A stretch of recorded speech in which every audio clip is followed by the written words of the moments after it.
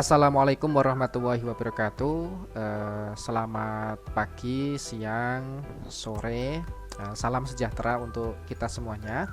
Pada kesempatan hari ini, saya Muhammad Nur Asin akan menjelaskan tentang materi jurnalistik dengan judul Teknik Penulisan Berita.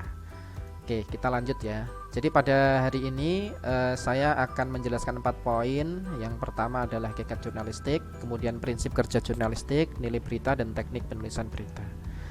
Yang pertama adalah hakikat jurnalistik ini ya. Jadi pengertian jurnalistik itu secara harfiah etimologi artinya kewartawanan atau kepenulisan. Kata dasarnya jurnal artinya laporan atau catatan, atau jour dalam bahasa Perancis yang berarti hari atau day. Asal muasalnya dari bahasa Yunani kuno, dijor yang berarti hari, yakni kejadian hari ini yang diberitakan dalam lembaran tercetak. Tak heran jika jurnalistik sering diidentikan banyak orang dengan hal yang berhubungan dengan media, terutama surat kabar. Oke, yang selanjutnya adalah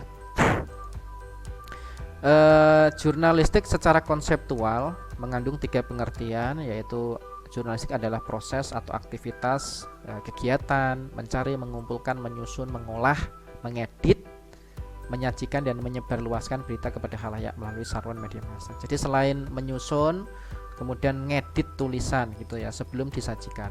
Kemudian jurnalistik adalah keahlian. Ini adalah suatu skill atau keterampilan menulis yang sangat penting. Ada news, views atau feature. Kemudian termasuk keahlian dalam pencarian berita, peliputan, peristiwa, reportase, dan wawancara. Jurnalistik adalah bagian dari bidang kajian komunikasi atau publistik, khususnya mengenai pembuatan atau penyebarluasan informasi, bisa opini, pendapat melalui media massa atau elektronik. Jurnalistik juga termasuk dalam ilmu terapan. Itu penjelasan secara umumnya. Jadi fungsi media massa ada banyak ini ya. Jadi pertama adalah fungsi untuk menginformasikan, kemudian mendidik. Jadi media massa bisa berfungsi untuk mendidik. Tulisan di media massa dapat mengalihkan ilmu pengetahuan sehingga mendorong perkembangan intelektual gitu ya, membentuk watak sekaligus meningkatkan keterampilan serta kemampuan yang dibutuhkan para pembacanya. Oke, itu. Kemudian atau fungsi menghibur atau entertain, kemudian fungsi memengaruhi. Jadi media juga bisa memengaruhi pembacanya, baik pengaruh yang bersifat pengetahuan, perasaan maupun tingkah laku. Jadi kita membaca suatu berita juga bisa menambah pengetahuan dan lain-lain. Kemudian ada prinsip kerja jurnalistik, ada kurang lebih ada 10 ini ya, mulai dari berpihak pada kebenaran, loyal, disiplin, independen, sampai hak dan tanggung jawab warga terkait dengan berita. Ini menurut Kovac ya. Ini prinsip kerja jurnalistik. Nilai berita atau news value menurut Harris, Letter dan Johnson harus mengandung 8 unsur ya. Ada konflik, informasi yang menggambarkan pertentangan antara seseorang, masyarakat atau lembaga perlu dilaporkan pada khalayak. Kemudian kemajuan, ilmu pengetahuan misalnya. Kemudian itu penting, informasi yang penting bagi khalayak dalam rangka menjalankan kehidupan mereka sehari-hari. Kemudian kedekatan ini ya, atau bisa disebut proximity. Kemudian aktual, informasi tentang peristiwa yang baru terjadi perlu segera dilaporkan pada khalayak untuk sebuah harian. Ukuran aktualnya biasanya sampai 2 hari. Artinya peristiwa yang terjadi lebih dari itu masih aktual untuk diberitakan sekarang. Kemudian unik, manusiawi, dan yang terakhir punya pengaruh ini ya. Informasi mengenai peristiwa yang berpengaruh terhadap kehidupan orang banyak perlu dilaporkan. Misalkan banjir, tanah longsor, seperti kemarin yang terjadi di Cianjur itu ya, gempa bumi itu juga bisa. Lanjut, ini ya, ciri-ciri seorang wartawan. Ini menurut saya ambil dari sebuah sumber. Jadi ada rasa ingin tahu yang tinggi. Jadi wartawan harus punya rasa ingin tahu yang tinggi ya. Kemudian rasa keterlibatan besar terhadap masalah masyarakat. Kemudian punya integritas, kecermatan, keandalan, kesiagaan, disiplin, dan keterbukaan. Jadi wartawan juga harus disiplin ya, karena biasanya tugasnya itu deadline-nya banyak, harus segera diselesaikan. Jadi dia harus juga disiplin. Teknik penulisan berita. Unsur berita itu kurang lebih 5W dan 1H itu ya. Anda semua tentu sudah paham 5W itu apa saja: what, apa, where, di mana, when, kapan, who, siapa, why, mengapa, dan how, bagaimana. Dalam menulis berita, penulis harus membuat judul yang menarik dan membuat lead, menulis inti berita. Setelah itu lalu proses editing, penyuntingan. Dan kadang ada berita yang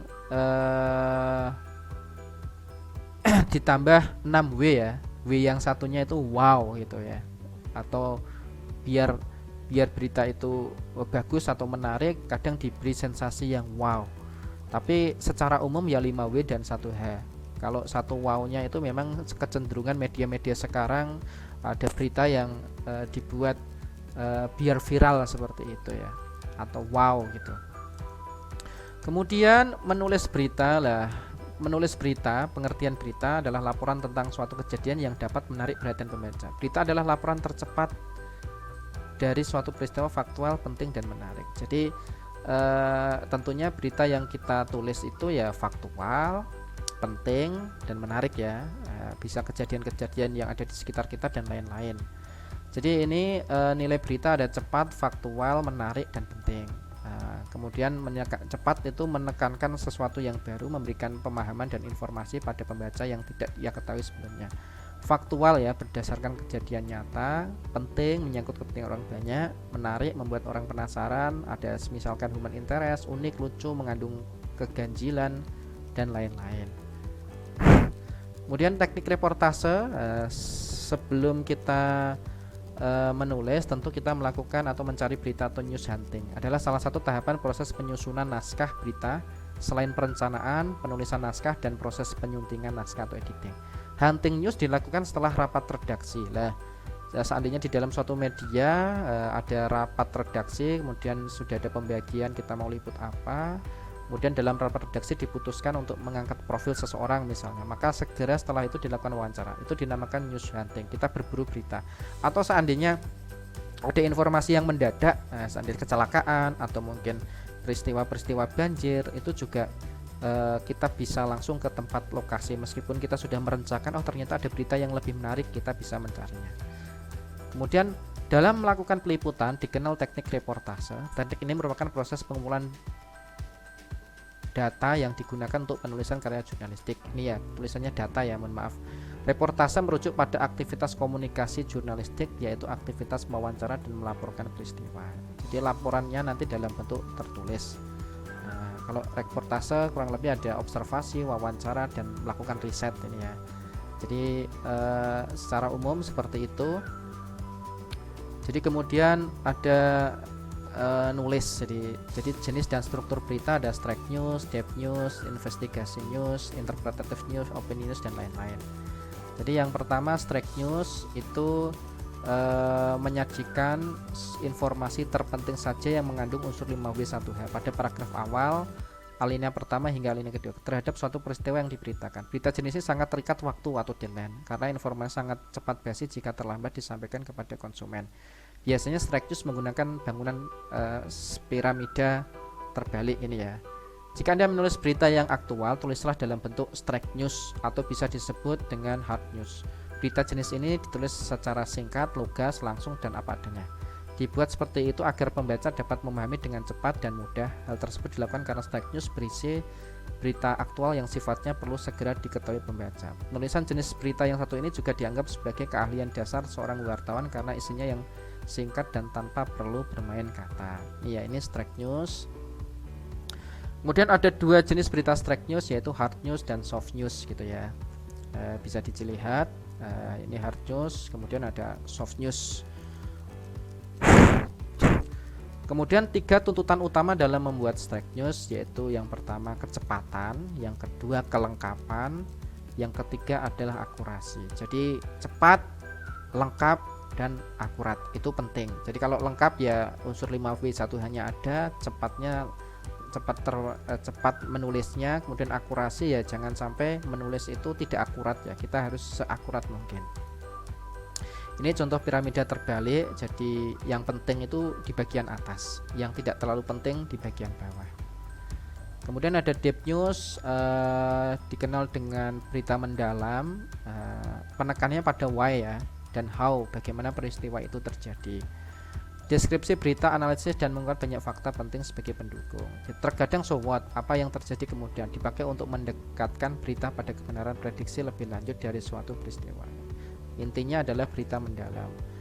Kerangkanya seperti ini, judul, lead, ada body text, kemudian ada investigasi news, ini liputan penyelidikan berita yang dikembangkan berdasarkan penelitian atau penyelidikan dari berbagai sumber seperti praktek kecurangan di SPBU, jual beli jabatan, prostitusi, praktek jual beli narkoba. Nah, ini keahlian yang profesional yang yang dimiliki oleh wartawan profesional, biasanya melakukan investigasi news. Dulu pernah saya mengikuti pelatihan jurnalistik tingkat lanjut yang wartawannya adalah wartawan Tempo. Jadi kadang ada wartawan yang ketika meliput itu menyamar ya. Ada yang menyamar jadi tukang sapu, bahkan ada yang menyamar jadi sipir ya, untuk mengakui praktek kecurangan atau jual beli narkoba yang ada di penjara. Itu sampai seperti itu ya.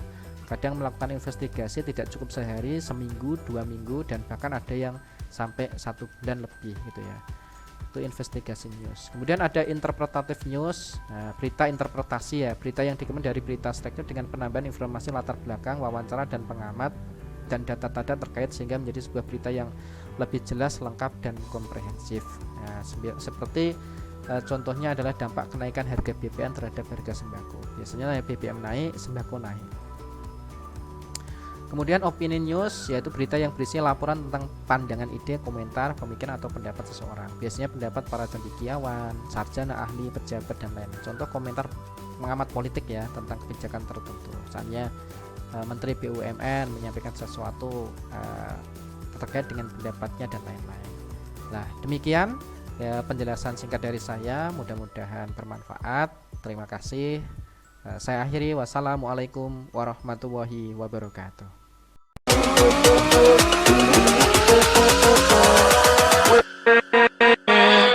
With